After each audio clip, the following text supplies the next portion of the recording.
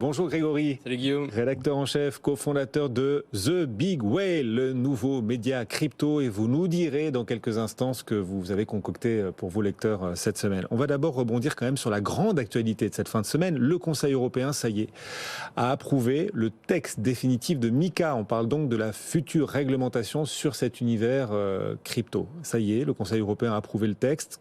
Qu'est-ce que vous en retenez ?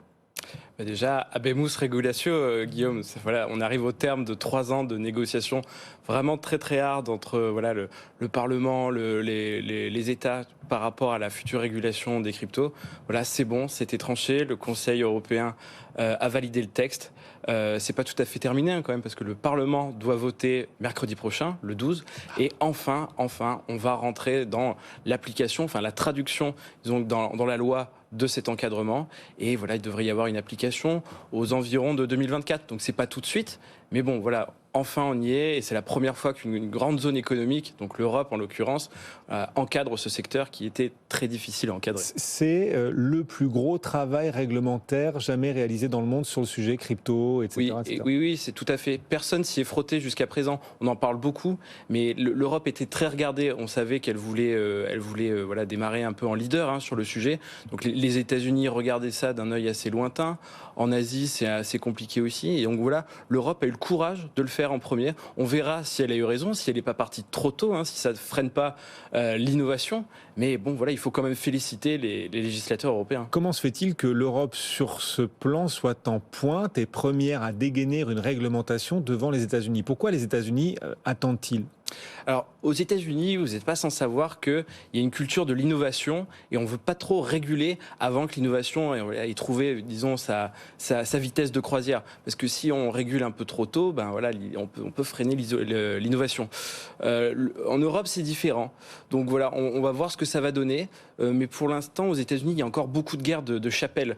La SEC, voilà, est pas d'accord avec la CFTC, donc c'est l'autorité qui régule les matières premières. Voilà, il y a, par exemple, le Bitcoin est plus ou moins reconnu comme une matière première aux États-Unis. Oui. Ça s'en approche, en tout cas, c'est ce qu'ils disent. Donc voilà, il y a beaucoup de guerres de clochers. On ne sait pas exactement quelle autorité de régulation encadrerait les cryptos. Donc ils en sont encore là.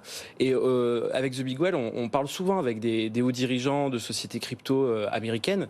Et ils nous disent, ben voilà, aux États-Unis, ça manque de clarté. D'un État à l'autre, ça change. Tandis que vous, voilà, les Européens, bon, certes, il y a des faiblesses dans le texte, mais au moins, c'est clair, c'est compréhensible, on peut avancer. Donc il faut féliciter MiCA et les Européens pour ça, je pense. Ah bah ça fait du bien de l'entendre. Tiens, pour une fois, c'est pas de l'autoflagellation, mais plutôt de l'auto-félicitation vis-à-vis de l'Europe qui va donc pondre la première grande réglementation mondiale sur les cryptos. On verra en attendant de voir si cette réglementation sera copiée ailleurs. Pour vous, cette réglementation constitue-t-elle une opportunité du coup ?